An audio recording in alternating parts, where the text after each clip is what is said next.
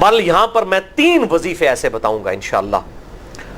جو top of the list 3 وظائف ہیں مصیبت اور پریشانی میں تکلیف دور کرنے کے لیے، سنت وظائف آپ صلی اللہ علیہ وسلم کی طرف سے تعلیم فرمائے ہوئے۔ پہلا وظیفہ ہے یہ لا الہ الا انت سبحانک انی کنت من الظالمین کا۔ لا الہ الا انت سبحانک،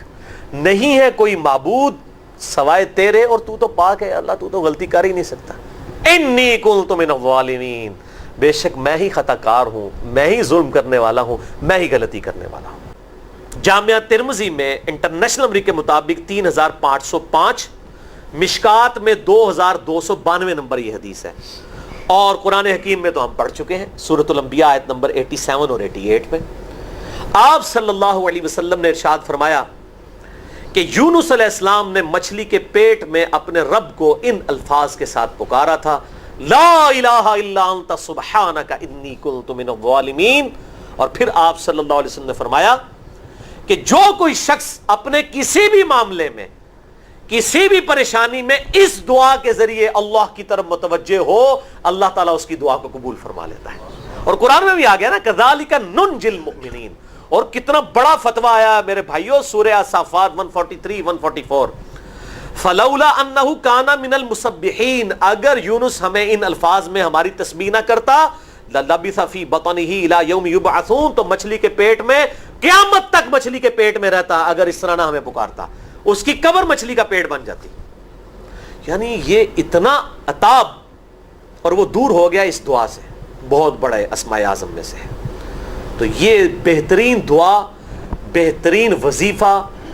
اسماء اعظم میں سے بہترین چیز، اور سب سے بڑھ کر جو میں نے بات کی کہ بہترین استغفار، اللہ سے توبہ مانگنے کا بہترین ذریعہ۔ آپ دیکھیں اللہ تعالیٰ کی کوالٹی کو کس طریقے سے انہوں نے اپنے لیے جو ہے وہ ذریعہ بنایا نجات کا۔ کہتے ہیں نا وہ کسی کے انسٹنکٹ پہ بات کرنا، کسی کی جبلت پہ، انہوں نے اللہ تبارک و تعالیٰ کی ایک خاص کوالٹی تھی جس کے ساتھ انہوں نے اللہ کی طرف دعا کی۔ وہ کیا؟ بڑی انٹلیکچوئل دعا ہے، لا الہ الا انت، اے اللہ تیرے سوا کوئی معبود نہیں ہے۔ یہ توحید کو پہلے نمبر پہ لے گئے۔ انت سبحانک، اے اللہ تو پاک ہے، تو غلطی کر ہی نہیں سکتا کیونکہ تو پاک ہے۔ انی کنت من الظالمین، میں تو انسان ہوں، میں تو غلطی کروں گا۔ اب جب اللہ تعالیٰ کو آپ اس طریقے سے کہیں گے اللہ تیرے کو تو غلطی نہیں ہوندی، میں تو بندہ آنا تو غلطی تو کراں گا، کیا زبردست انداز ہے اللہ کو پکارنے کا۔ اس پہ پھر نجات ہی ملنی تھی نا۔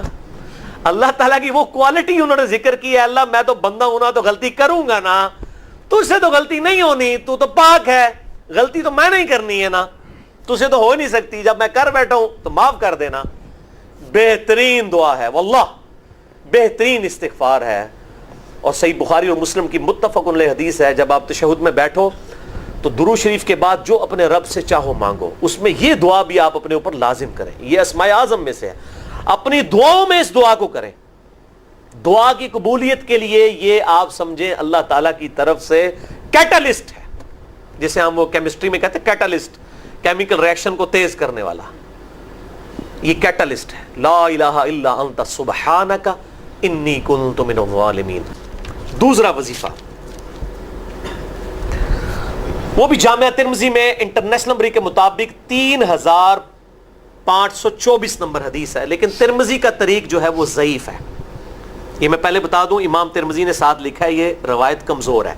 لیکن ضروری نہیں ہوتی کہ روایت اگر ترمذی میں کمزور ہے تو کہیں اور وہ روایت صحیح نہیں موجود ہے۔ اس کی صحیح سند المستدرک للحاکم میں انٹرنیشنل نمبر کے مطابق 1862 نمبر موجود ہے،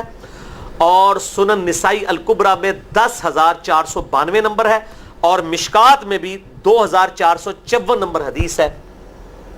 انٹرنیشنل نمبر کے مطابق۔ تو صحیح سند المستدرک للحاکم اور سنن نسائی الکبریٰ کے اندر موجود ہے، اور وہ وظیفہ ہے انس ابن مالک کہتے ہیں اور سعد ابن ابی وقاص کہتے ہیں رضی اللہ تعالی عنہما وعلیہم السلام کہ آپ صلی اللہ علیہ وسلم کو جب کبھی کوئی تکلیف یا پریشانی پہنچتی تو آپ صلی اللہ علیہ وآلہ وسلم ہمیشہ ان الفاظ میں اپنے رب کو پکارا کرتے ہیں۔ یا حی یا قیوم برحمتک استغیث، اے خود سے زندہ ہر چیز کو تھامنے والے، میں تیری رحمت کے ساتھ تیری مدد کا سوال کرتا ہوں۔ استغیث بولیں گے نا الف کے ساتھ، حمزہ کے ساتھ، تو یہ سنگولر کا صیغہ ہوگا، اور اگر ہم بولیں گے نستغیث نون کے ساتھ تو یہ جمع کا صیغہ بن جائے گا۔ کتنی بہترین دعا ہے، اے خود سے زندہ ہر چیز کو تھامنے والے، میں تیری رحمت کے ساتھ تیری مدد کا سوال کرتا ہوں۔ تو یہ بھی اسماء اعظم میں سے ہے۔ بہرحال یہ دوسرا وظیفہ ہو گیا۔ اب تیسرا وظیفہ جو ہے کمال وظیفہ، صحیح بخاری میں موجود ہے، انٹرنیشنل نمبر کے مطابق 4563 نمبر۔ ابن عباس رضی اللہ تعالی عنہما کہتے ہیں وعلیہم السلام، وہ کہتے ہیں کہ سیدنا ابراہیم علیہ السلام کو جب آگ میں پھینک رہے تھے نا، تو ابراہیم علیہ السلام نے اس وقت کہا تھا حسبنا اللہ ونعم الوکیل، ہم نے اللہ ہی پر بھروسہ کیا اور وہی بہتر کارساز ہے۔ اور تمہارے نبی صلی اللہ علیہ وسلم کو بھی جب مصیبت اور پریشانی آتی تھی وہ بھی پڑھا کرتے تھے حسبنا اللہ ونعم الوکیل، ہم نے اللہ ہی پر بھروسہ کیا اور وہی بہتر کارساز ہے۔ اس کے بعد وہ شعر جو بنا دیا نا، نعم المولا و نعم النصیر، ویسے الگ سے آیت ہے، الگ سے آیت ہے، لیکن یہ شعر نہیں بنانا، بس اتنا ہی وظیفہ ہے، حسبنا اللہ و نعم الوکیل۔ اور یہ جو انہوں نے کہا کہ نبی صلی اللہ علیہ وسلم بھی یہ کہتے تھے، اس کا ذکر الحمدللہ قرآن میں بھی موجود ہے، اس سے بھی بڑھ کر سورہ آل عمران کی 173 نمبر آیت میں ہے کہ جب نبی صلی اللہ علیہ وسلم اور اہل ایمان کو یہ خبر پہنچی کہ کافر ان کے خلاف سازشیں کر رہے ہیں، تو نبی اور اہل ایمان نے پکارا حسبنا اللہ و نعم الوکیل۔ تو حسبنا اللہ و نعم الوکیل قرآن کی آیت بھی ہے، اور یہ ہے وہ آیت، وظیفہ قرآن میں آیا ہوا ہے یہ، آل عمران 173 اور صحیح بخاری 4563۔ اور مجھے بڑا وجد آیا کہ ابراہیم علیہ السلام کو جب آگ میں پھینکنے لگے تھے، انہوں نے اس وقت اللہ کو ان الفاظ کے ساتھ پکارا حسبنا اللہ و نعم الوکیل۔ اچھا، یہ جتنے بھی وظیفے ہیں نا میرے بھائیوں، ان کا فائدہ اسی وقت ہے جب آپ کو ترجمہ بھی ان کا آتا ہوگا، ورنہ آپ روزانہ جتنی مرضی تسبیح کھینچتے رہے کوئی فرق نہیں پڑے گا۔ اس لیے میرا ایک پرسنل مشورہ ہے کہ جب بھی یہ وظیفے پڑھیں نا آپ، اردو ترجمہ بے شک آتا بھی ہونا، ایک دفعہ اپنی زبان میں اس کو ریپیٹ کریں، یعنی آپ پڑھیں حسبنا اللہ و نعم الوکیل، میں نے اللہ ہی پر بھروسہ کیا اور وہی بہتر کارساز ہے۔ آپ دیکھیں یہ صوت القرآن چینل میں جب وہ